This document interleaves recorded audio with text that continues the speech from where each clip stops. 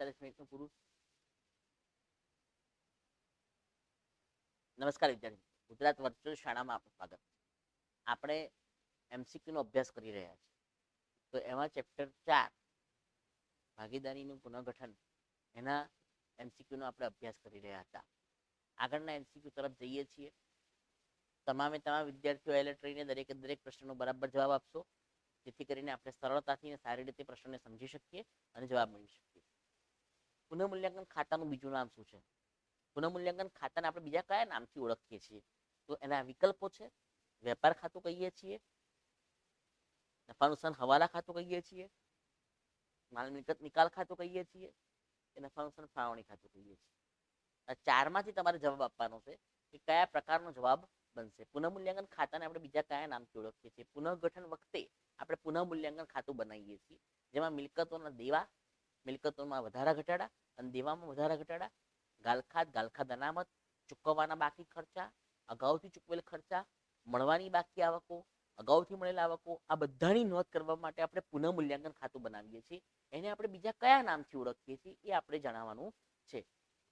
તો એનો વિકલ્પ કયો આવશે એ આપણે વિચારીને જવાબ આપવાનો છે. તો સૌથી પહેલા આપણે વિચારીએ તો એનો જવાબ જે આવશે એ જવાબ ક્યાંક આપણને આ પ્રકારનો મળશે. નફા નુકસાન હવાલા ખાતું. નફા નુકસાન હવાલા ખાતું આપણને મળશે. નફા નુકસાન હવાલા ખાતું જે છે એનું બીજું નામ છે ભાગીદારીના પ્રવેશમાં આપણે પુનઃમૂલ્યાંકન ખાતું લખીએ છીએ. નિવૃત્તિની અંદર નફા નુકસાન હવાલા ખાતું લખીએ છીએ. બંને નફા નુકસાનને લગતા હવાલાઓને નોંધવા માટે નફા નુકસાન હવાલા ખાતું બનાવવામાં આવે છે, જે પુનઃમૂલ્યાંકન ખાતાના નામથી ઓળખાય છે. તો અહીંયા નફા નુકસાન હવાલા ખાતાનું બીજું નામ શું છે એવો પ્રશ્ન બી પૂછાઈ શકે. તો પુનઃમૂલ્યાંકન ખાતું એવું એનું જવાબ આવશે. તો આ પ્રમાણે આપણે પ્રશ્નોને સમજવાના છે. આગળ વાત કરીએ, બીજા પ્રશ્ન તરફ જઈએ. પુનઃમૂલ્યાંકન ખાતાનો નફો કે નુકસાન કયા પ્રમાણમાં ભાગીદારો વચ્ચે વહેંચાય?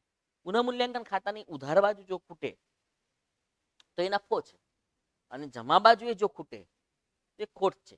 તો એ નફો કે ખોટ આપણે કયા ખાતે નોંધવાની છે, એ નફા કે ખોટને આપણે એની આમનોંધ સમજીને એના પ્રમાણે કયા પ્રમાણમાં વેચવામાં આવે છે એ આપણે સમજવાનું છે.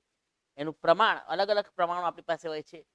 ત્યાગનું પ્રમાણ, લાભનું પ્રમાણ, જૂનું પ્રમાણ, નવું પ્રમાણ. આ પ્રકારના 4 પ્રકારના પ્રમાણ આપણી પાસે દાખલામાં પ્રત્યક્ષ કે પરોક્ષ રીતે આપેલા હોય છે. તો એ પ્રમાણમાંથી આપણે કયા પ્રમાણમાં નફો કે ખોટ વેચવાની છે. નફા અને નુકસાનનું પ્રમાણ ભેગું બોલવામાં આવે છે. નફાનું પ્રમાણ અલગ નથી હોતું અને નુકસાનનું પ્રમાણ અલગ નથી હોતું. નફા નુકસાનનું પ્રમાણ ભેગું હોય છે. તો એ પ્રમાણમાં કયા પ્રમાણમાં આપણે નફો અને નુકસાન વેચવાના છે, તો એનો જવાબ તમારે વિચારીને આપવાનો છે. આશા રાખું છું કે બધાના જવાબો તમે સાચા આપી રહ્યા છો, અને એ જવાબોને આધારે આપણે દાખલાની અંદર, થિયરીની અંદર આપણે સારામાં સારી રીતે તૈયારી કરી શકીએ. આ પ્રકારના પ્રશ્નો વિભાગ બી ની અંદર પણ પૂછાઈ શકે. સેક્શન એ ને બી ની કેટલીક જગ્યાએ ભેગી તૈયારી આપણે જોવા મળે છે. સેક્શન બી માં પણ આ પ્રકારના પ્રશ્નો પૂછાઈ શકે. તો એનો પણ આપણે જવાબ મેળવી શકીએ. સેક્શન એ ની અંદર એમસીક્યુ આપેલા હશે, ઓપ્શન આપેલા હશે, એમાંથી આપણે જવાબ મેળવવાનો છે. તો કયો જવાબ આવશે વિદ્યાર્થી મિત્રો? જવાબ આપશો તમે. પુનઃમૂલ્યાંકન ખાતાનો નફો અને નુકસાન કયા પ્રમાણમાં? તો ભાગીદારો વચ્ચે જે જૂનું પ્રમાણ આપેલું છે એ જૂના પ્રમાણની અંદર આપણે એની નોંધ કરીએ છીએ. જૂના પ્રમાણમાં આપણે વહેંચીએ છીએ. નવું પ્રમાણ પણ દાખલામાં આપ્યું હોય, ન આપ્યું હોય તો શોધવાનું હોય. તો જૂના પ્રમાણમાં આપણે એની નોંધ કરીએ. કે ભાગીદારના પ્રવેશની અંદર પણ આ પ્રકારનો પ્રશ્ન બની શકે. ભાગીદારની નિવૃત્તિની અંદર પણ આ પ્રકારનો પ્રશ્ન બનાવી શકાય કે નિવૃત્તિ વખતે નફો નુકસાન કઈ કઈ રીતે નોંધાય છે, પ્રવેશ વખતે નફો નુકસાન કઈ રીતે નોંધાય છે. તો ત્રણેયનો જે જવાબ છે એ એક જ જવાબ બનશે. જૂના પ્રમાણમાં આપણે નફો નુકસાન વેચીએ છીએ. તો બરાબર ધ્યાનથી સમજજો, વ્યવસ્થિત વિચારજો અને તૈયારી કરજો. આગળ વાત કરીએ. પુનઃમૂલ્યાંકન ખાતાના નફા કે નુકસાનની વાત કર્યા પછી ભાગીદારી પેઢીના પુનઃગઠન વખતે પાકા સર્વેમાં દર્શાવેલ એકત્રિત નફો. એકત્રિત નફો એટલે આપણે જે નફો અત્યાર સુધીમાં એકત્રિત કર્યો છે, અલગ અલગ સ્વરૂપે નફો એકત્રિત કર્યો હોય, એના અનામત છે, સામાન્ય અનામત છે, એવા ઘણા બધા નામો છે. તો એ નફો જે એકત્રિત કર્યો છે એ નફાને આપણે કઈ જગ્યાએ નોંધીશું, કઈ જગ્યાએ દર્શાવીશું? તો એ પુનઃમૂલ્યાંકન ખાતે જમા બાજુ નોંધીશું. પુનઃમૂલ્યાંકન ખાતામાં જમા બાજુ આપણે એની નોંધ કરીશું. નફા નુકસાન ફાળવણી ખાતે જમા કરીશું. ભાગીદારોના મૂડી ખાતે જમા કરીશું. એ ભાગીદારોના મૂડી ખાતે ઉધાર બનશે. તો આ 4 ઓપ્શનમાંથી આપણે એનો વિકલ્પ વિચારવાનો. પ્રમાણ પૂછાય તો પ્રમાણમાં જવાબ આવશે. ખાતું પૂછાય તો કયા ખાતે લઈ જઈએ છીએ એ જવાબ આવશે. કે આપણે એકત્રિત નફો જે છે એ કયા પ્રમાણમાં વેચવામાં આવે તો એનો જવાબ જૂના પ્રમાણમાં હોય. પણ એકત્રિત નફો કયા ખાતે લઈ જવામાં આવે છે તો એનો જવાબ જે તે ખાતાનું નામ આવશે. અને એ ખાતાની બાજુ, જમા બાજુ, ઉધાર બાજુ, જે બાજુ આપણે એની નોંધ કરતા હોઈએ એ બાજુ એની નોંધ થશે. તો અહીંયા પુનઃમૂલ્યાંકન વખતે, પુનઃગઠન વખતે આપણે એકત્રિત નફો ક્યાં દર્શાવીએ છીએ? બધા જ જવાબો આપી રહ્યા છો, બધાના જવાબો સરસ રીતે સાચા આવી રહ્યા છે. એટલે દરેકે દરેક વિદ્યાર્થીઓ બહુ એલર્ટરીને કામ કરો છો, અમને આનંદ છે. અને અમારું જે કરેલું કાર્ય છે એ સરસ રીતે પાર પડી રહ્યું છે. આપ સૌ એલર્ટરીને કામ કરી રહ્યા છો, સૌ સાચા જવાબો આપી રહ્યા છો, એ બહુ ગૌરવની વાત છે. પ્રશ્નનો જવાબ આપણે જોઈ લઈએ. બહુ સરસ બધાના જવાબ આવી રહ્યા છે. ભાગીદારોના મૂડી ખાતે જમા થશે. ભાગીદારોના મૂડી ખાતે જમા બાજુ નોંધ થશે. એકત્રિત નફો એની ઉધાર બાકી હોય, એની જમા બાકી હોય, એને આમનોંધમાં ઉધાર કરીએ એટલે આપણે એને ભાગીદારોના મૂડી ખાતે જમા કરીશું. તો કેટલીક વાર આપણે આમનોંધને પણ યાદ કરી લેવી જોઈએ, જેથી આમનોંધને આધારે આપણને સરળતાથી એની આપણે જવાબ મેળવી શકીએ. કારણ કે આમનોંધ આધારિત પ્રશ્ન પણ બનાવવામાં આવે કે એકત્રિત નફા ખાતે ઉધાર તે ભાગીદારોના મૂડી ખાતે લખવામાં આવે તો તે ભાગીદારોના મૂડી ખાતે જમા બાજુ નોંધવામાં આવે છે. તો ભાગીદારોના મૂડી ખાતે જમા થશે.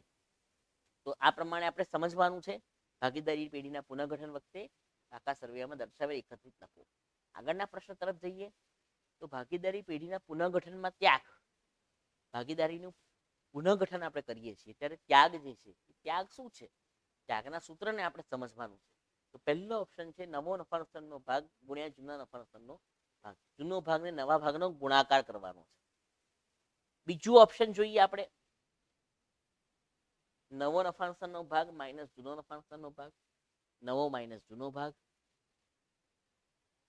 ત્રીજું ઓપ્શન છે જૂનો નફા નુકસાનનો ભાગ માઇનસ નવો નફા નુકસાનનો ભાગ. જૂનામાંથી નવું બાદ કરવાનું, નવામાંથી જૂનું બાદ કરવાનું. એમ અલગ અલગ પ્રકારના ઓપ્શન આપણી સમક્ષ છે. આપણે ત્યાગના સૂત્ર માટે શું કરવાનું છે એ વિચારવાનું છે. જૂની મૂડીનો ભાગ માઇનસ નવી મૂડીનો ભાગ, મૂડીનો ભાગ સરખાવવાનો છે કે નફા નુકસાનનો ભાગ સરખાવવાનો છે એ આપણે વિચારવાનું છે. દરેકે દરેક વિદ્યાર્થીઓ વિચારીને જવાબ આપે. આશા રાખું છું કે બધાના જવાબ સાચા આવી રહ્યા છે. દરેકે દરેક પ્રશ્નની અંદર આપણે ત્યાગનું જે સૂત્ર છે, અહીંયા ત્યાગ વિશે પૂછ્યું છે તો ત્યાગનું જે સૂત્ર છે એ સૂત્ર આપણે વિચારવાનું. અને ત્યાગનું સૂત્ર શું છે તો આપણે સમજી લઈએ કે કયું સૂત્ર આવશે. બધાના જવાબ સાચા આવી રહ્યા છે. જૂનો નફા નુકસાનનો ભાગ માઇનસ નવો નફા નુકસાનનો ભાગ, જૂનો ભાગ માઇનસ નવો ભાગ. તો આ જૂનામાંથી 9 બાદ કરવાનું છે એટલે એ જે છે એ ત્યાગનું પ્રમાણ આવશે. ત્યાગનું સૂત્ર જૂનો પ્રમાણ માઇનસ નવું પ્રમાણ, જૂનો ભાગ માઇનસ નવો ભાગ. તો પેઢીના પુનઃગઠનમાં ત્યાગની આપણે સૂત્ર સમજૂતી મેળવી. આગળ જઈએ, ભાગીદારી પેઢીના પુનઃગઠનમાં લાભ એટલે શું? તો લાભની વાત કરીએ, ત્યાગની વાત કરી તો લાભની વાત કરીએ તો લાભનું સૂત્ર આપણે સમજી લઈએ. એના ઓપ્શન છે નવો ભાગ ગુણ્યા જૂનો ભાગ. બીજું ઓપ્શન છે નવો ભાગ માઇનસ જૂનો ભાગ. ત્રીજું ઓપ્શન છે જૂનો ભાગ માઇનસ નવો ભાગ. અને ચોથું ઓપ્શન છે જૂની મૂડીનો ભાગ માઇનસ નવી મૂડીનો ભાગ. ત્યાગનું સૂત્ર જૂનું માઇનસ નવું છે. તો લાભનું સૂત્ર શું છે? એનાથી વિપરીત છે, એનાથી ઊંધું છે. આપ સૌ જાણો છો, આપણે ઘણા બધા દાખલાઓ કરેલા છે એટલે આપ સૌ જાણો છો કે એનું સૂત્ર શું આવશે. તો એનું સૂત્ર જે આવશે એ સૌથી પહેલું સૂત્ર જે આવશે એનું સૂત્ર નવો નફા નુકસાનનો ભાગ માઇનસ જૂનો ભાગ. નવો ભાગ માઇનસ જૂનો ભાગ એટલે લાભનું પ્રમાણ, જૂનો ભાગ માઇનસ નવો ભાગ એટલે ત્યાગનું પ્રમાણ. આવી રીતે ત્યાગ અને લાભના સૂત્ર આપણે સૌએ યાદ રાખેલા છે અને એને ધ્યાનમાં રાખવાનું છે. ત્યાગ માટે આપણે જૂન શબ્દ યાદ રાખી લઈએ કે જ્યારે આપણી શાળાઓ શરૂ થાય ત્યારે આપણે શું કરીએ છીએ, જૂનમાં આપણે વેકેશન ભોગવીને આવ્યા છીએ તો જૂન મહિનામાં શાળાઓ શરૂ થાય ત્યારે આપણે આરામનો ત્યાગ કરીએ છીએ કારણ કે ભણવાનું શરૂ થઈ જાય છે. તો જૂન મહિનામાં આરામનો ત્યાગ કરીએ. જૂ એટલે જૂનો ભાગ, ન એટલે નવો ભાગ. તો આરામનો ત્યાગ કરીએ એટલે જૂન. જૂન યાદ રાખીએ તો જૂનો ભાગ માઇનસ નવો ભાગ અને એનાથી ઊંધું નવો ભાગ માઇનસ જૂનો ભાગ. તો આ પ્રમાણે આપણે એનો જવાબ મેળવી રહ્યા છીએ. નવો ભાગ માઇનસ જૂનો ભાગ. બધાના જવાબો સાચા આવી રહ્યા છે અને બહુ આનંદની વાત છે. આગળ જઈએ, ભાગીદારી પેઢીનું પુનઃગઠન વખતે પાકા સરવૈયામાં રોકાણો ખાલી જગ્યા કિંમતે પુનઃમૂલ્યાંકન બાદના પાકા સરવૈયામાં દર્શાવાય છે. પાકું સરવૈયું રકમની અંદર પણ આપેલું હોય છે અને આપણે પુનઃમૂલ્યાંકન બાદનું પાકું સરવૈયું પણ, જે મિલકતોની કિંમતમાં વધારો ઘટાડો થાય છે એ પછી પણ પાકું સરવૈયું બનાવીએ છીએ. તો એમાં રોકાણોની કિંમત કઈ દર્શાવવાની છે? તો સૌથી પહેલા ઓપ્શન વિચારીએ છીએ ચોપડે કિંમત. ચોપડે કિંમત આપેલી છે એ બજાર કિંમત, પડતર કિંમત એટલે કે ખરીદેલી કિંમત અને દાર્શનિક કિંમત. ચોપડા કિંમત એટલે ચોપડામાં જે દર્શાવેલી છે એ કિંમત. બજાર કિંમત એટલે બજારમાં જે કિંમતો ચાલી રહી છે રોકાણની એ કિંમત. પડતર કિંમત એટલે રોકાણો જે કિંમતે ખરીદ્યા છે એ કિંમત. અને દાર્શનિક કિંમત એટલે રોકાણોની જે મૂળ કિંમત છે એ કિંમત. ધારો કે શેરની વાત કરીએ, શેરમાં રોકાણ કર્યું છે તો 10 રૂપિયાનું શેર આપણે ખરીદ્યો છે, તેની દાર્શનિક કિંમત છે. હાલમાં એ શેર 10 રૂપિયા દાર્શનિક કિંમતનો શેર છે. એ શેર ઉપર આપણે 1 રૂપિયો દલાલી, એક શેર પર 1 રૂપિયો દલાલી એટલે 11 રૂપિયામાં આપણને એક શેર પડ્યો. ધારો કે 100 શેર ખરીદ્યા તો 11 ગુણ્યા 100, 1100 રૂપિયામાં આપણને શેરની પડતર છે એ શેર પડ્યો આપણને. એક શેર 11 રૂપિયામાં પડ્યો તો 100 શેર 1100 રૂપિયામાં પડ્યા તો એની પડતર કિંમત છે 1100 રૂપિયા. હાલમાં એની બજાર કિંમત એ 11 રૂપિયાના શેરની કિંમત ધારો કે 20 રૂપિયા ચાલી રહી છે. તો એક શેરની કિંમત 20 રૂપિયા તો 100 શેરની કિંમત 2000 રૂપિયા થઈ. તો એની બજાર કિંમત થઈ. તો અહીંયા આપણે રોકાણો જે છે એ રોકાણો માટે ખાસ નિયમ ધ્યાન રાખવાનું છે કે રોકાણો જે છે એ કઈ કિંમતે દર્શાવવાના. બીજી બધી જ મિલકતો આપણે શું કરીએ છીએ? ચોપડા કિંમતે દર્શાવીએ છીએ, ઐતિહાસિક કિંમતે દર્શાવીએ છીએ. પણ રોકાણો જે છે એ વાસ્તવિક જેની કિંમત છે, જે બજારમાં એની કિંમત છે એ કિંમતે દર્શાવીએ છીએ. બધાના જવાબ સાચા આવી રહ્યા છે. તો રોકાણો જે છે એ બજાર કિંમતે દર્શાવવાના હોય છે, બજાર કિંમતની નોંધ કરવાની હોય છે. અને એ પ્રમાણે જો તફાવત હોય તો એની પણ આપણે અસર આપવાની હોય છે પુનઃમૂલ્યાંકનમાં. તો આ પણ આપણે ધ્યાનમાં રાખવાનું છે. રોકાણ વગર ભંડોળ બનાવેલું હોય તો એની નોંધ જે છે એ રોકાણ વગર ભંડોળમાંથી નુકસાનને ભરપાઈ કરવાનું હોય છે. તો એ બધા આપણે હવાલાઓની અંદર પણ સમજેલા છીએ. તો બજાર કિંમતે દર્શાવવાનું હોય છે. તો આ પ્રમાણે આપણે સમજવાનું છે. દરેકે દરેક એમસીક્યુના 4 ઓપ્શનને બરાબર ધ્યાનથી વિચારીને આપણે એના જવાબ મેળવવાના છે. એટલે ક્યાંય વિદ્યાર્થી મિત્રો ઉતાવળ ન કરે, ખાસ જરૂરી છે. કેટલીક વાર આપણે ઉતાવળમાં ખોટા જવાબો લખી નાખતા હોઈએ છીએ. આગળ વાત કરીએ. ભાગીદારી પેઢીના પુનઃગઠન વખતે પાકા શ્રેણીમાં દર્શાવેલ કારીગર નફાભાગ ભંડોળ. કારીગર નફાભાગ ભંડોળ ક્યાં દર્શાવવામાં આવે છે? કારીગર નફાભાગ ભંડોળ જે છે એ શું છે એ સૌથી પહેલા આપણે સમજવું પડે અને પછી એના ઓપ્શનની વાત કરીએ. તો પુનઃમૂલ્યાંકન ખાતે જમા થશે, પાકા સર્વેમાં મૂડી દેવા બાજુ દર્શાવશે, ભાગીદારોના મૂડી ખાતે જમા થશે અને ભાગીદારોના મૂડી ખાતે ઉધાર. શબ્દો ઉપર ક્યાંક વિદ્યાર્થી મિત્રો આપણે ગૂંચવણમાં મૂકી જતા હોઈએ છીએ. ભંડોળ શબ્દ આવે, અનામત શબ્દ આવે કે ફંડ શબ્દ આવે તો આપણે એવું નહીં માની લેવાનું કે ફંડ ભંડોળ કે અનામત શબ્દ જે છે એ એક પ્રકારની અનામત જ છે. ખરેખરમાં કારીગર નફાભાગ ભંડોળ એ કારીગરો પ્રત્યેનું દેવું છે. કારીગરો પ્રત્યેનું પેઢીનું દેવું છે. એટલે એ દેવું જે છે એની ક્યારેય પણ આમનો જ થતી નથી. એ દેવાની નોંધ દેવા તરીકે જ દર્શાવવી પડે. કારીગર નફાભાગ ભંડોળ એ આપણું દેવું છે અને એટલા માટે આપણે એ દેવા તરીકે નોંધ કરવી પડે. તમને એના પરથી હિન્ટ મળી ગઈ હશે. બધાના જવાબો આવવા જોઈએ. ફટાફટ જવાબો મોકલવાના છે. કયા પ્રકારનો જવાબ આવશે આપણે વિચારીને જવાબ મેળવવાનો છે. કારીગર નફાભાગ ભંડોળ, કારીગર અકસ્માત વળતર ભંડોળ, એમાં પણ ભંડોળ શબ્દ છે પણ એ કારીગર અકસ્માત વળતર ભંડોળ એ અનામત છે. પણ કારીગર નફાભાગ ભંડોળ જે છે એ કારીગરો પ્રત્યેનું દેવું છે. તો એ દેવાના કારણે આપણે એની નોંધ જે છે એ પાકા સરવૈયામાં મૂડી દેવા બાજુએ કરીશું. પાકા સરવૈયામાં મૂડી દેવા બાજુએ દેવા તરીકેની નોંધ થશે. એટલે ખાસ વિદ્યાર્થી મિત્રો શબ્દોને આધારે પણ ક્યાંક છેતરામણી થઈ જાય અને એ ઓપ્શનમાં આપણે ભૂલ કરી જ બેસીએ તો એનું પણ ખાસ ધ્યાન રાખવાનું છે. કારીગર નફાભાગ ભંડોળ છે, પ્રોવિડન્ટ ફંડ છે, કારીગરોના બચત ખાતા છે, આ બધું દેવું છે. એટલે એની નોંધ દેવા તરીકે પાકા સરવૈયામાં મૂડી દેવા બાજુ થશે. અને જે અનામતો છે એ અનામત ભાગીદારો વચ્ચે વહેંચી દેવાની હોય છે. તો એ અનામતો ભાગીદારો વચ્ચે વહેંચવાની હોય તો એ ભાગીદારોના મૂડી કે ચાલુ ખાતે જે પણ બનાવવામાં આવ્યું છે એની અંદર નોંધ થતી હોય છે. તો એ વસ્તુને આપણે ધ્યાનથી સમજી લઈએ. ભાગીદારોના મૂડી ખાતે પાકા શ્રેણીમાં મૂડી દેવા બાજુએ દર્શાવાશે. આગળ વાત કરીએ. ભાગીદારી પેઢીના પુનઃગઠન વખતે પાકા સરવૈયામાં દર્શાવેલ નફા નુકસાન ખાતું ઉધાર બાકી અથવા જાહેરાત ઝુંબેશ ખર્ચ. નફા નુકસાન ખાતું ઉધાર બાકી જે છે એ પાકા સરવૈયામાં દર્શાવવામાં આવે છે મિલકત મેળા બાજુએ. જાહેરાત ઝુંબેશ ખર્ચ, સંશોધન વિકાસ ખર્ચ અથવા નહીં માડી વાળે અન્ય મહેસૂલી ખર્ચા. આ બધી વિગતો એક સાથે સમાઈ લીધી છે, જેથી કરીને એના અલગ અલગ પ્રશ્નો આપણે બનાવી શકીએ. પરીક્ષક એના પરથી આ ચારે ચાર વસ્તુ ભેગી ન પૂછે, પણ કોઈ પણ એક વસ્તુ પૂછી શકે કે નફા ખાતા ઉધાર બાકી ક્યાં દર્શાવાય છે, અથવા સંશોધન ને વિકાસ ખર્ચ ક્યાં દર્શાવાય છે. તો એવા અલગ અલગ પ્રશ્નોને આપણે ધ્યાનથી સમજવાના હોય, એટલા માટે એક જ પ્રશ્નમાં બધી વસ્તુ આવરી લીધી છે. એનો જવાબ જે છે એક જ આવતો હોય છે. તો એની અંદર આપણે શું કરીશું, તો બરાબર ધ્યાનથી વિચારી લઈએ કે એની નોંધ ક્યાં થશે, એની અસર વિચારી લઈએ, એના ઓપ્શન વિચારી લઈએ. પુનઃમૂલ્યાંકન ખાતે જમા, ભાગીદારોના મૂડી ખાતે ઉધાર, ભાગીદારોના મૂડી ખાતે જમા, પાકા સર્વેમાં મૂડી દેવા બાજુ.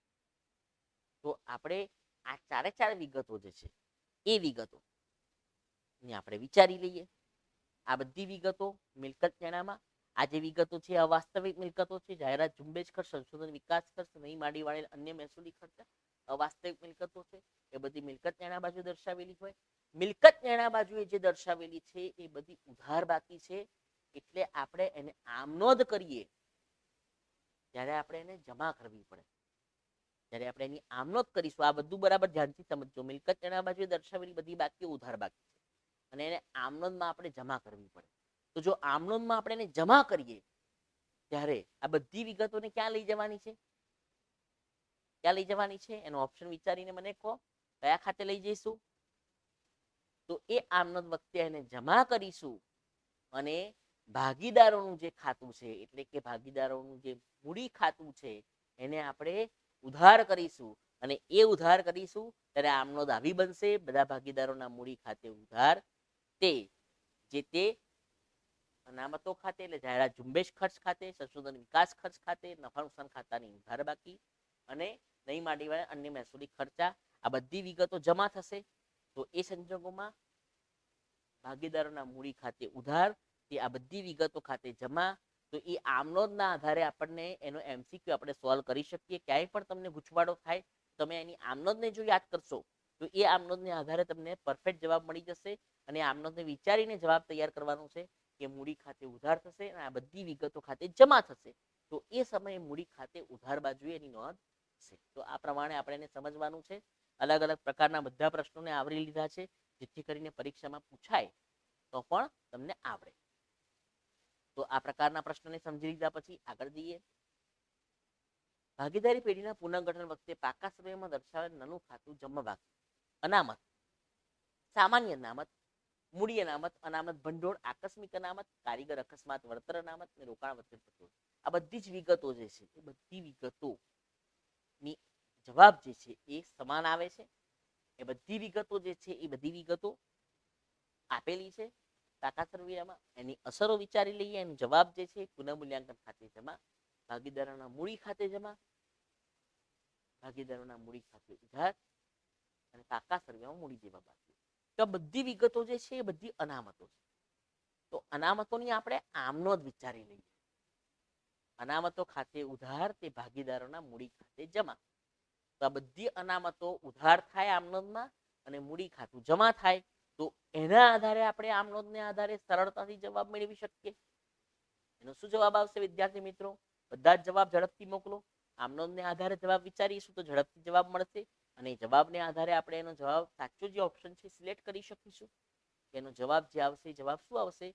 તો ભાગીદારોના મૂડી ખાતે શું આવશે? જવાબ આવશે કે ઉધાર આવશે? એનો આપણે જવાબ મેળવવાનો છે. બહુ સરસ, બધાના જવાબો આવી રહ્યા છે.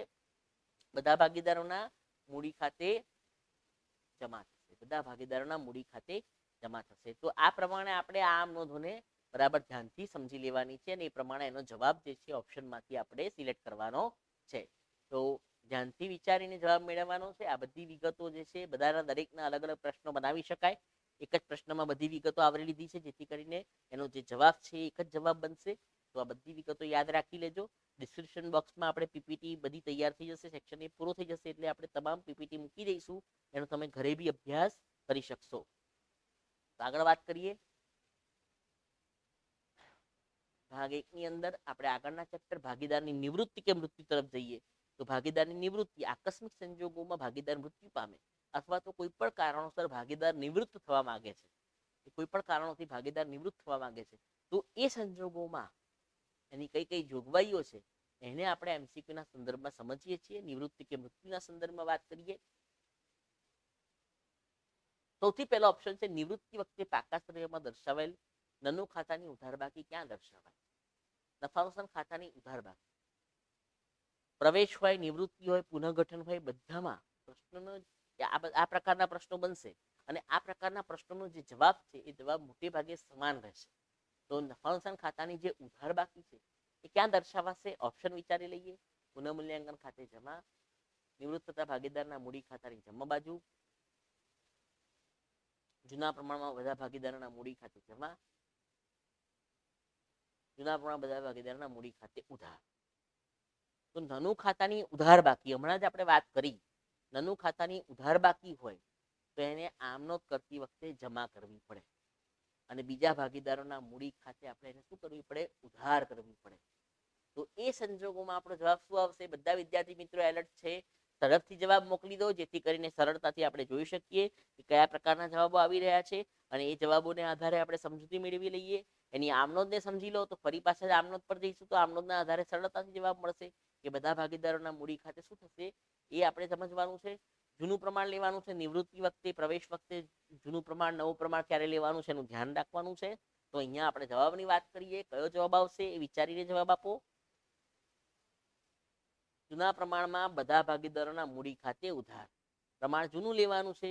બધા ભાગીદારો, નિવૃત્ત ભાગીદારનો પણ સમાવેશ કરવાનો છે અને ઉધાર બાજુએ આપણે એની નોંધ કરવાની છે. નફા નુકસાન ખાતું ઉધાર બાકી જે છે એ જૂના ભાગીદારો એટલે નિવૃત્ત ભાગીદારનો પણ એમાં સમાવેશ થઈ જાય છે.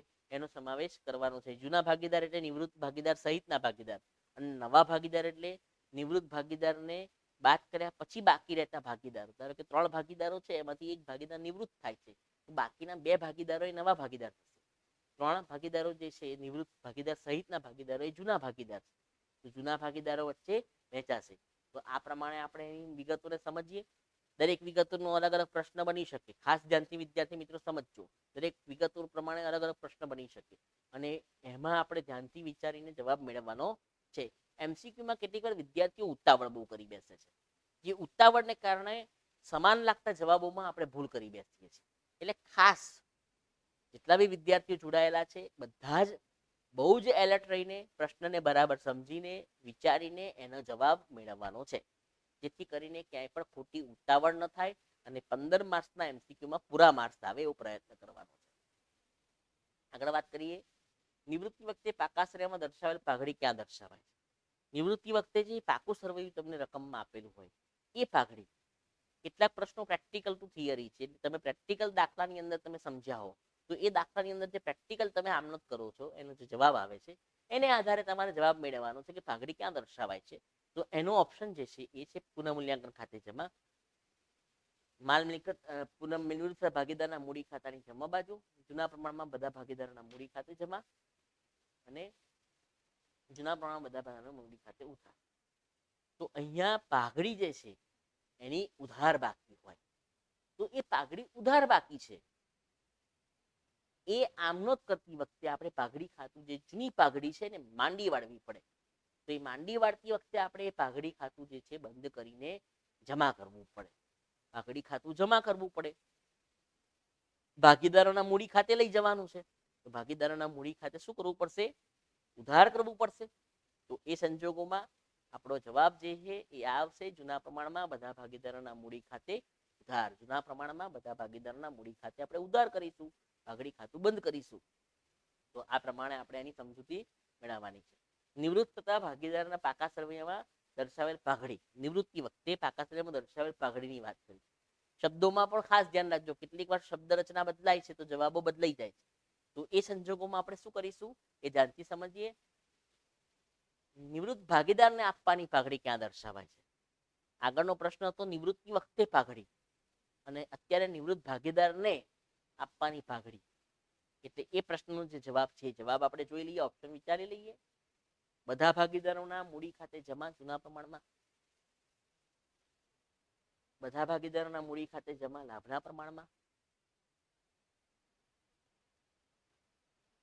બાકીના ભાગીદારોના મૂડી ખાતે ઉધાર લાભના પ્રમાણમાં, બાકીના ભાગીદારોના મૂડી ખાતે ઉધાર લાભના પ્રમાણમાં અને બાકીના ભાગીદારોના મૂડી ખાતે ઉધાર નવા પ્રમાણ. ખાસ પ્રશ્નને બરાબર સમજજો. કયા ભાગીદારો વચ્ચે, કોની વચ્ચે વહેંચાશે, કઈ રીતે વહેંચાશે. નિવૃત્ત ભાગીદારને આપવાની પાઘડી હોય તે પાઘડી શોધવી પડે. કુલ પાઘડીમાંથી નિવૃત્ત ભાગીદારની પાઘડી છૂટી પડે અને પછી એ પાઘડીની આપણે કોઈ આમનોંધ કરતા હોઈએ છીએ. એ આમનોંધના આધારે આપણને આ પ્રશ્નનો જવાબ મળશે કે આપણે એ આમનોંધને આધારે કઈ રીતે આપણે એની વહેંચણી કરતા હોઈએ છીએ એ વિચારીને તમારે જવાબ આપવાનો છે. ખાસ વિદ્યાર્થી મિત્રો જવાબ વિચારીને આપશો. કયા ભાગીદારોના મૂડી ખાતે આવશે, કયા પ્રમાણમાં આવશે એ આપણે ખાસ સમજવાનું છે. તો પાઘડી ક્યાં દર્શાવાશે એ આપણે વિચારવાનું છે. બધા વિદ્યાર્થીઓના જવાબો સાચા આવી રહ્યા છે. વિચારીને જવાબ આપવાનો છે. ક્યાંય કન્ફ્યુઝન ન થાય. કેટલાક પ્રશ્નો એવા અઘરા હોય છે કે જ્યાં કન્ફ્યુઝન થાય, પણ જો વિચારીશું તો આપણને એને આધારે બહુ સરળતાથી ખબર પડશે. અને મેં કીધું એમ પ્રેક્ટિકલ ટુ થિયરી દાખલાની અંદર આપણે જે કરીએ છીએ એને આપણે વિચારવાનું છે અને એને MCQ ની અંદર વિચારીને એનો જવાબ લેવાનો છે. તો અહીંયા આપણે જવાબ મેળવી લઈએ. બાકીના ભાગીદારોના મૂડી ખાતે ઉધાર. બાકીના ભાગીદારો જે છે એમના મૂડી ખાતે ઉધાર કરીશું. નવા ભાગીદારોના મૂડી ખાતે ઉધાર, તો નિવૃત્ત ભાગીદારોના મૂડી ખાતે, તો નિવૃત્ત ભાગીદાર જે છે એ જમા થશે, નવા ભાગીદાર ઉધાર થશે. તો એ લાભના પ્રમાણમાં એનું લાભનું પ્રમાણ, નિવૃત્તિમાં આપણે લાભનું પ્રમાણ શોધીએ છીએ, પ્રવેશમાં આપણે ત્યાગનું પ્રમાણ શોધીએ છીએ. એ બધી વસ્તુઓ જે છે એ આપણે દાખલામાં પ્રેક્ટિકલ કરતા હોઈએ છીએ અને એને આપણે ધ્યાનથી સમજવાનું છે. તો આ પ્રમાણે લાભના પ્રમાણમાં વહેંચવામાં આવે છે. આગળના પ્રશ્ન તરફ જઈએ.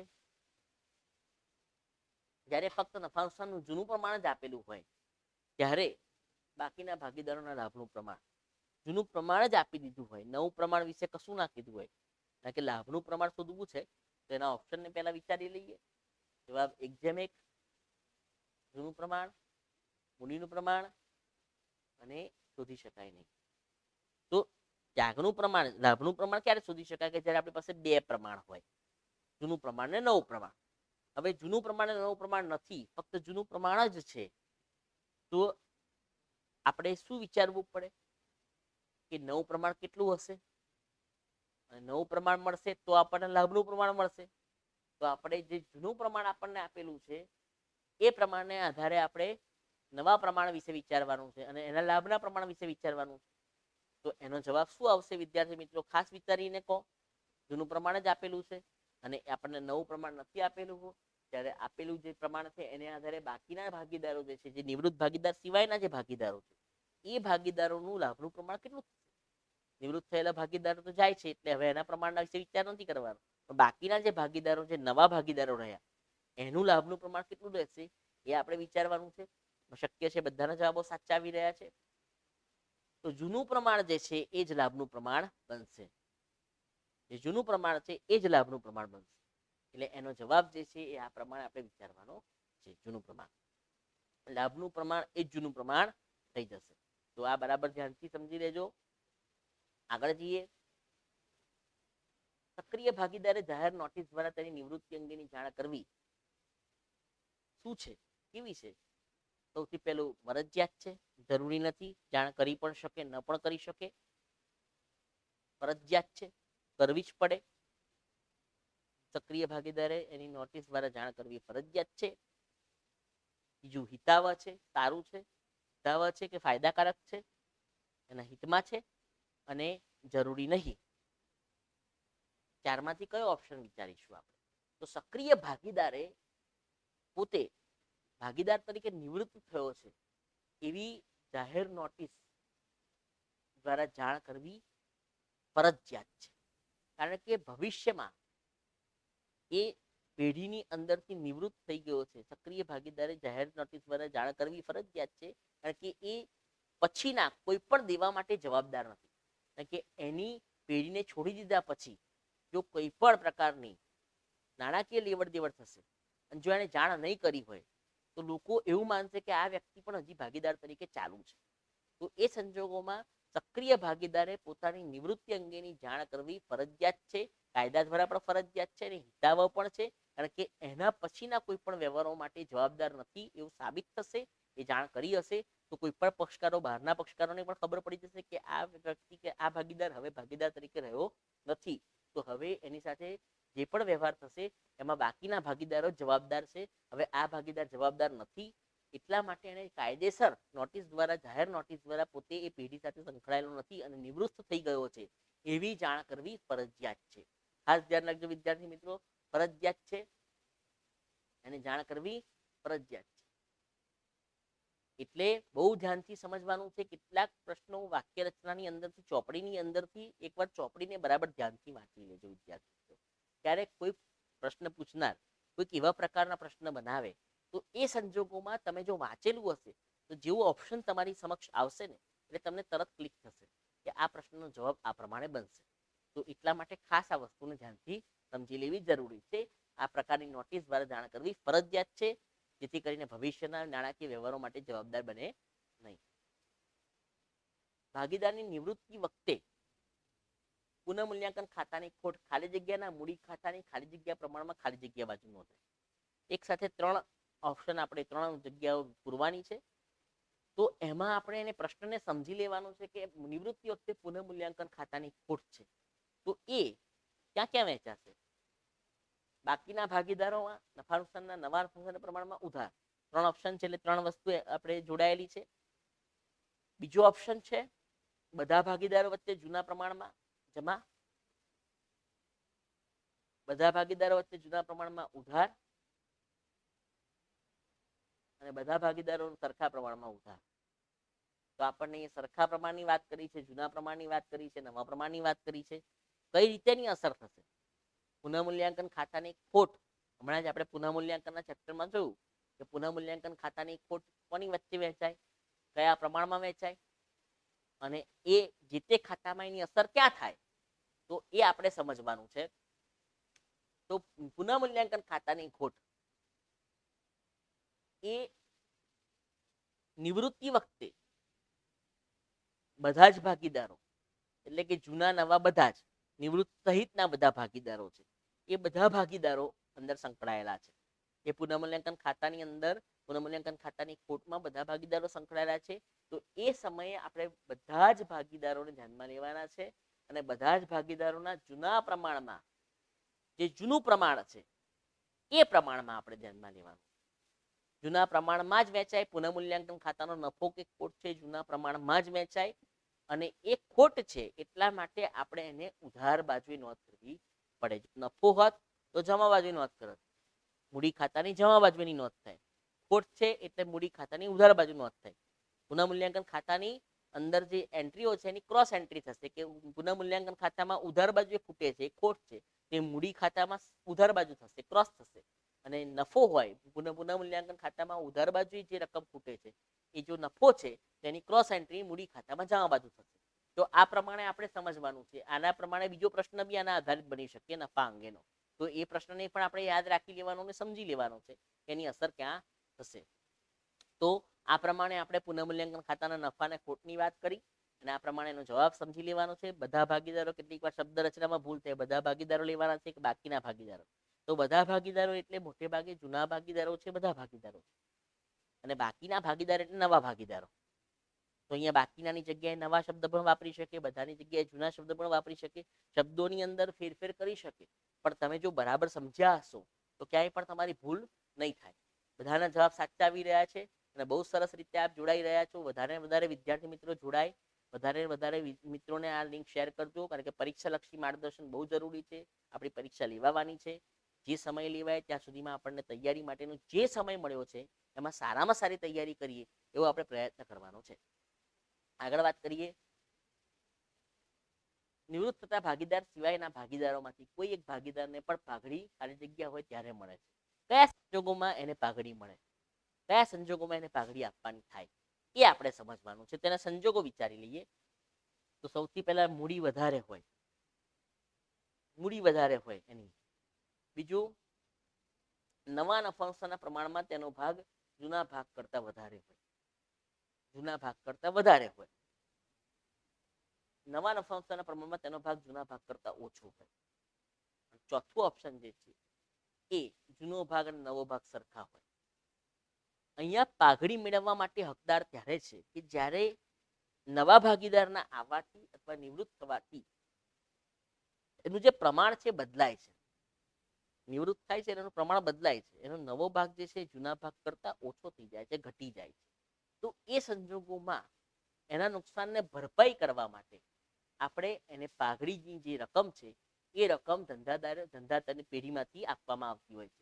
તો અહીંયા આપણે જ્યારે નવો ભાગ જે છે, અહીંયા ધ્યાનથી સમજજો વિદ્યાર્થી મિત્રો, નવો નફા નુકસાનનું પ્રમાણ તેનો જૂના ભાગ કરતા ઓછું હોય તો એ સંજોગોમાં આપણે એને પાઘડી આપીએ છીએ, એને પાઘડી મળવા પાત્ર હોય છે.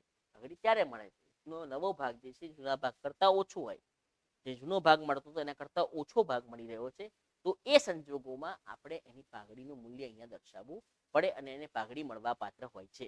તો આ પ્રશ્નનો જવાબ બરાબર ધ્યાનથી સમજી લેજો કઈ રીતે એનો જવાબ આવી રહ્યો છે.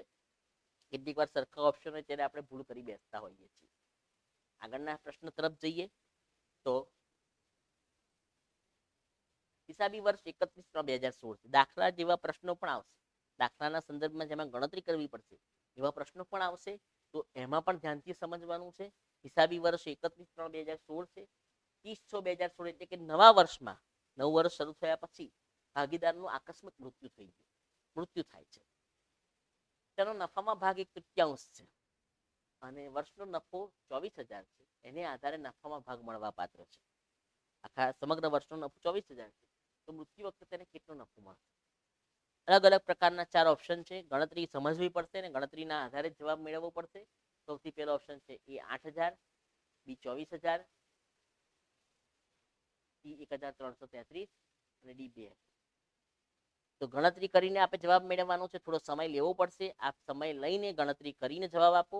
કે કઈ રીતે એનો જવાબ આવશે. 31/3 વર્ષ પૂરું થયું છે. 30/6 એટલે કે 3 મહિના પછી, નવું વર્ષ શરૂ થયાના 3 મહિના પછી એ ભાગીદાર મૃત્યુ પામે છે. અને ભાગીદાર મૃત્યુ પામે છે તો હવે એ સંજોગોમાં એનો જે ભાગ છે 1/3 મળવા પાત્ર છે.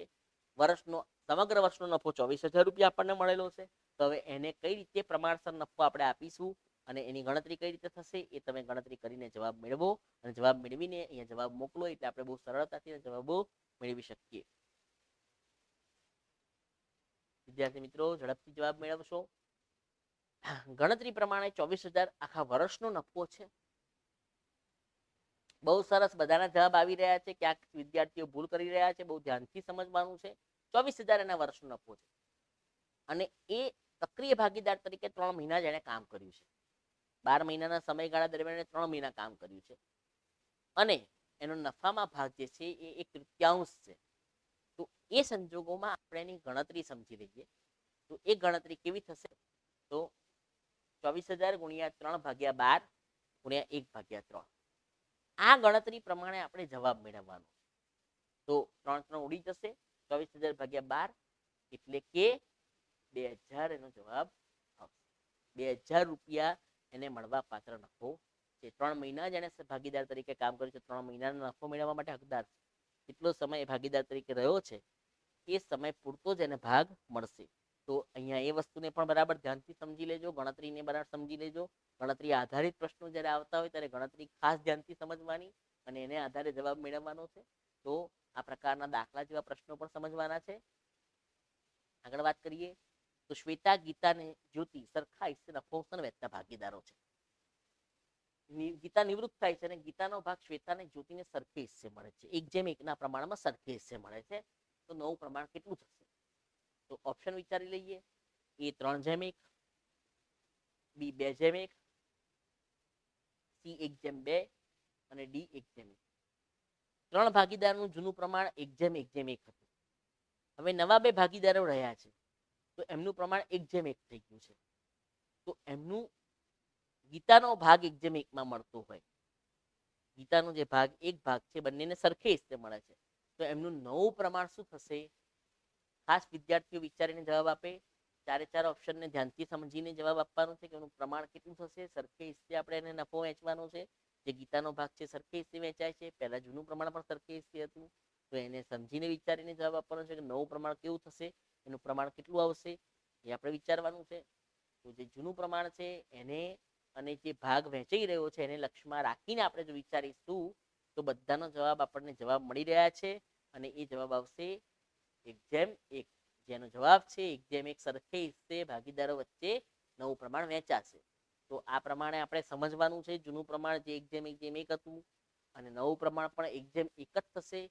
કે જો અલગ પ્રમાણ હોત તો ગણતરી કરવી પડે અને આમાં સીધો આપણે સમજી શકીએ છીએ જવાબ કઈ રીતે આવશે. તો 1:1 પ્રમાણમાં આપણે એની ગણતરી સમજીએ છીએ 1:1 નો એનો જવાબ બનશે. બહુ સરસ, બધા વિદ્યાર્થીઓના જવાબ આવી રહ્યા છે. આગળ વાત કરીએ. ભાગીદારની નિવૃત્તિ વખતે કામદાર નફાભાગ ભંડોળ ખાલી જગ્યા તરીકે નોંધાય. નવા પાકા શ્રેણીમાં જવાબદારી તરીકે નોંધાય. બધા ભાગીદારો વચ્ચે જૂના પ્રમાણમાં જમા બાજુ નોંધાય. બધા ભાગીદારો વચ્ચે જૂના પ્રમાણમાં ઉધાર બાજુ નોંધાય કે નિવૃત્ત ભાગીદાર ખાતે જમા થાય. કામદાર નફાભાગ ભંડોળ દેવું છે, અગાઉ વાત કરી એમ દેવું છે, એટલે દેવું જે છે એ પાકા સરવૈયામાં જવાબદારી તરીકે આપણે એની નોંધવી પડે, કારણ કે જવાબદારી તરીકે કે દેવા તરીકેની નોંધ કરવી પડે તો પાકા સરવૈયામાં જવાબદારી તરીકે આપણે એની નોંધ કરીશું. બહુ સરસ, બધાના જવાબ આવી રહ્યા છે. નવા પાકા સરવૈયામાં જવાબદારી તરીકેની નોંધ. તો બરાબર દરેક આ પ્રકારનો પ્રશ્ન પુનઃમૂલ્યાંકનમાં પણ પૂછવામાં આવે તો એનો જવાબ આવે છે, પ્રવેશમાં પૂછાય તો પણ જવાબ આવશે, અને નિવૃત્તિમાં પૂછાય તો પણ એનો જવાબ આવશે. એટલે કેટલાક પ્રશ્નો જે છે એ સંકલિત છે, એકબીજા સાથે સંકળાયેલા છે. દરેક ચેપ્ટરમાં એની જે રિધમ છે, એની જે પેટર્ન છે એ સરખી રહેતી હોય છે. તો આ પ્રમાણે એનો જવાબ બનશે. અહીંયા પ્રવેશ વખતે પૂછે તો પણ આ જ પ્રકારનો જવાબ બનશે. આગળના પ્રશ્ન તરફ જઈએ. નિવૃત્ત થતા ભાગીદારને ચૂકવવાની બાકી રકમ પર કરારમાં કોઈ ઉલ્લેખ ન હોય તો કેટલું વ્યાજ આપી શકાય? 6% વાર્ષિક, 7% વાર્ષિક, 5% વાર્ષિક,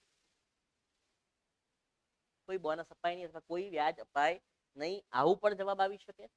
તો જે નિવૃત્ત ભાગીદાર છે એ નિવૃત્ત થઈ રહ્યો છે ત્યારે એની લેણી રકમ છે એ આપણે પૂરેપૂરી રકમ ચૂકવી શકતા નથી. આપણી પાસે એટલું ભંડોળ નથી કે આપણે એની પૂરેપૂરી રકમ ચૂકવી દઈએ. તો એ સંજોગોમાં આપણી પાસે જેટલી રકમ હશે એ આપણે એને ચૂકવી દઈશું, અને બાકીની રકમ ધંધામાં લોન તરીકે રાખીશું. હવે એ ભાગીદાર તરીકે નિવૃત્ત થઈ ગયો છે, પણ ધંધાની અંદર એ ધંધાનો લેણદાર બની ગયો છે, એટલે કે એની રકમ આપણે લોન તરીકે ધંધામાં રાખી મૂકીએ છીએ.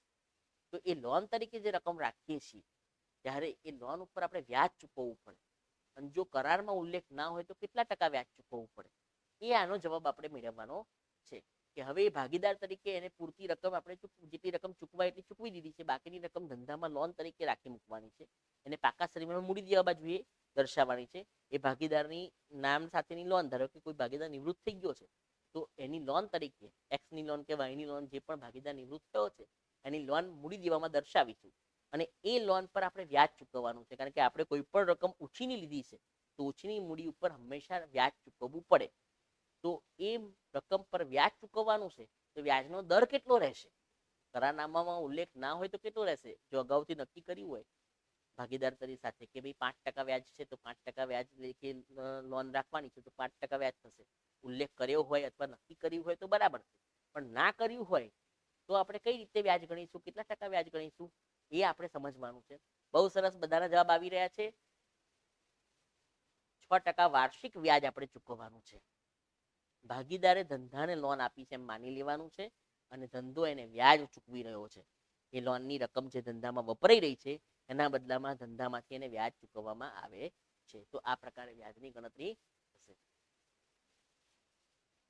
તો આ પ્રમાણે બરાબર ધ્યાનથી આપણે નિવૃત્તિના પ્રશ્નોને પણ સમજ્યા. નિવૃત્તિના પણ થિયરી એકવાર ધ્યાનથી વાંચી લેજો વિદ્યાર્થી મિત્રો. અહીંયા ઘણા બધા એમસીક્યુ બની શકે એમ છે, પણ બધા જ એમસીક્યુને સમાવી શકાતા નથી, એ સમયની મર્યાદા છે. તમારે થોડુંક ચોપડીની અંદર જે પણ ધ્યાનથી વાંચવાનું છે એને ધ્યાનથી વાંચી લેજો, તો એ પ્રકારના એમસીક્યુ જે બની શકતા હોય તો એનો આપણને ખ્યાલ આવે, અને એ સેક્શન બી ની અંદર પણ તમને ખૂબ જ ઉપયોગી થશે. તો દરેકે દરેક પ્રશ્નોને વિભાગ બી માં પણ એવી તૈયારી કરવાની છે. વિભાગ સી, ડી, ઈ, એફ જે પણ તમને પેપર સ્ટાઇલ છે એ પેપર સ્ટાઇલને અનુરૂપ જે પ્રશ્ન પૂછવાના છે એનો બરાબર અભ્યાસ કરો, જેથી કરીને પરીક્ષાલક્ષી તૈયારી આપણી સારી થઈ શકે. અહીંયા ક્રમશઃ બધા જ વિભાગો આપણે રિપીટ કરી રહીશું. દરેકે દરેક વિભાગ આપણે પૂરો કરીશું. Section A, B, C, D, E, F બધા જ આડાઅવળી ક્રમમાં પણ આવી શકે, પણ એ સંજોગોમાં તમારે બરાબર ધ્યાનથી તૈયારી કરવાની છે, અને દરેકે દરેક પ્રશ્નને સમજીને એનો જવાબ મેળવવાનો છે. તો આશા રાખો કે વધારે ને વધારે વિદ્યાર્થી મિત્રો આમાં જોડાય. તમારા ખાસ જેટલા પણ મિત્રો છે સમગ્ર ગુજરાતમાં, જેટલા પણ મિત્ર વર્તુળમાં જેટલા મિત્રો છે બધાને ખાસ કહો કે જોડાઓ. બહુ જ અગત્યનું પરીક્ષાલક્ષી માર્ગદર્શન જીવીએસ દ્વારા ચાલુ થયું છે, અને પૂરેપૂરો લાભ ઉઠાવો. અને આ પ્રકારના પ્રશ્નોને જો બરાબર તૈયાર કરશો તો અમને અપેક્ષા એવી છે કે આપને પરીક્ષામાં ક્યાંય કોઈ તકલીફ નહીં પડે અને બહુ સરસ રીતે તમે પરીક્ષાના જે પરિણામ છે એમાં સારામાં સારું પરિણામ હાંસલ કરી શકશો. Good day. અસ્તુ.